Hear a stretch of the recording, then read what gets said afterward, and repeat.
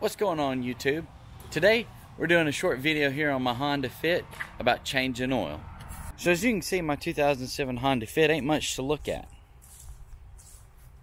but I've taken really good care of the motor and the powertrain with this car and changed the fluids regularly, and that's led me to get over 250,000 miles on this car, which over 100,000 miles of that has been me delivering mail, which is really tough on a vehicle.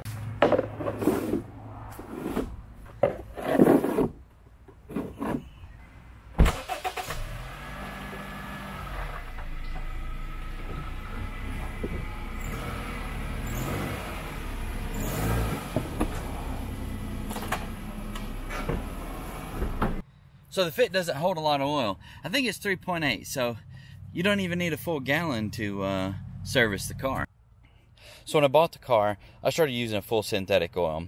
5W20 is what it takes. Like I said, you don't even need a full gallon. This is 5 quarts, so you'll have a little over a quart left if you're just doing the regular. And I want to add some of this synthetic stabilizer in it, hoping to quieten down some valve noise that I'm hearing in the front. So let's get to it. The drain plug that's in my car is a 17 millimeter.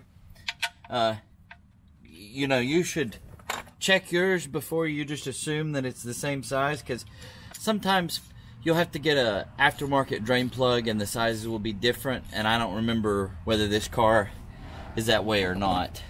So as we look at the engine here on the Fit, right here on the engine in front of the drain plug, it says engine oil. So you cannot mess this, well, you shouldn't be able to mess this up. So just follow that to your drain plug. So the drain plug is there. Right there is your oil filter.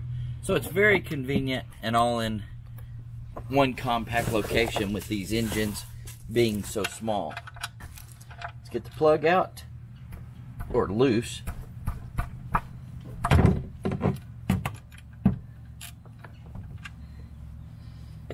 And on this drain plug, as you get it close to the end, you can feel the bolts start to wiggle up and down, and what you can do is screw it all the way out and keep just a little pressure on it and pull up, and that'll keep you from getting your hands dirty too. If you got a drain pan as large as mine is, you can switch the drain pan around and you can capture the fluid from your oil filter once it is drained down a little bit, like so. Hang on. So we're just going to take our filter here, crack it open. This is a small filter. You shouldn't need a tool for this because of it being so accessible.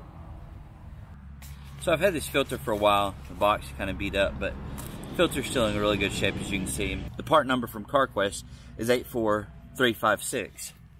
Okay, so one thing I like to do is take the old filter while it's still up there, and I just like to dampen my rubber O-ring. That way it has a good mating surface. Okay, so you just want to take a shop towel and wipe around here, make sure that this is good and clean, because sometimes like a little dirt or grime will build up on the edge of it. So if you do this every time, you won't have a problem. So I'm just going to spin our filter on. Not a whole lot of room there. Now tighten this filter. You just want to crank it down till you feel it kind of get snug where it's kind of hard to turn, and that's good enough. You know, you don't want to over tighten these. You don't want to get crazy with them, because you can create a real big mess when you go to get this out the next time. So it's almost completely drained. Usually these plugs have a magnet on them, and this is the reason I think this is an aftermarket, because it doesn't have a magnet on it. I believe the factory one did. But anyways, you always want to wipe these plugs down and make sure you clean off any debris or whatever. That way it doesn't interfere with your seal. Again, you ain't got to get crazy with that. You just want it snug. Take my rag and wipe off all of this old oil from where we loosen the filter up. That, and if it were to leak, since I've wiped this off, I'd be able to tell. One thing that we got to do is look on here to see our mixing instructions. If you're going to use this, it says in engines, use 1 quart Lucas per blah blah blah stabilizer to 4 quarts motor oil. So it says 20% with every oil change. So this is almost a 4 quart system. Also, we want to take and wipe our cap off. We're going to use it to about right here. And it's going to be okay if we don't get it exactly to the specs, you know. We just need to get it close.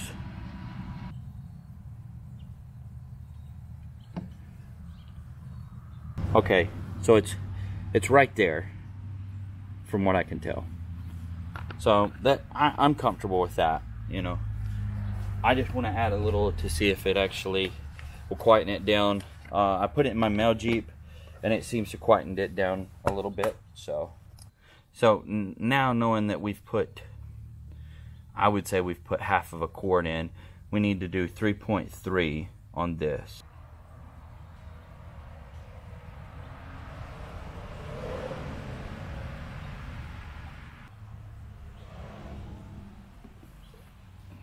As you can see, this was 5 quarts total. So we are down close to the 2 quart mark. So we needed a little over 3 quarts used. So we're going to pour a little bit more in and then we'll check it.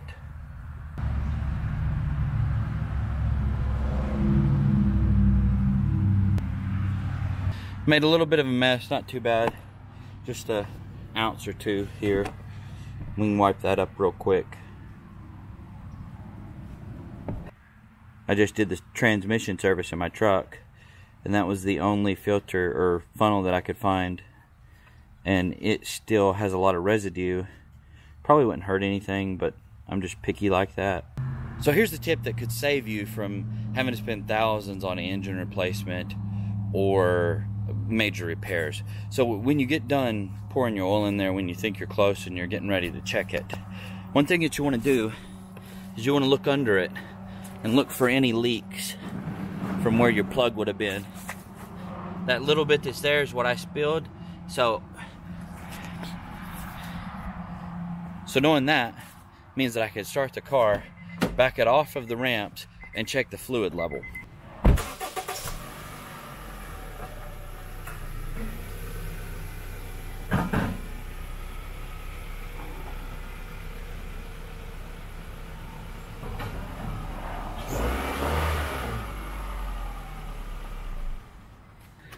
Okay, so when you start the car, you want to give it a few minutes to circulate your oil, and in a car that had a pressure gauge, you would want to make sure your pressure come up correctly.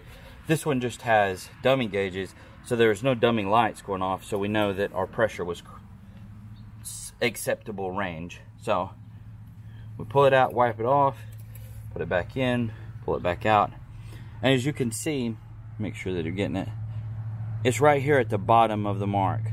We want to add just a touch more because it's settled, but essentially it's over with. And at the bottom of the mark, that's acceptable. That means that there's enough oil in there.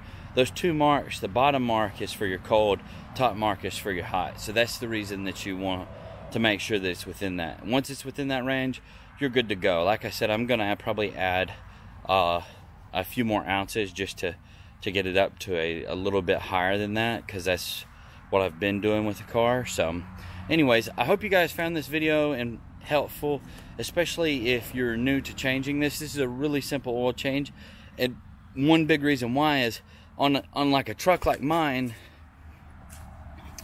you would have to grease fittings in the front end and other suspension components, whatever. That is not needed with this car because it has all sealed bearings for the ball joints and everything else. So this is a really easy job, and you guys should definitely tackle it and save yourself some money. I can put the synthetic oil in mine for cheaper than I could do the conventional oil change at one of these fast shops, and I know it's getting done right because I'm the one that's doing it. Thank you guys for watching, and I hope you found this helpful, and we'll catch you in the next one.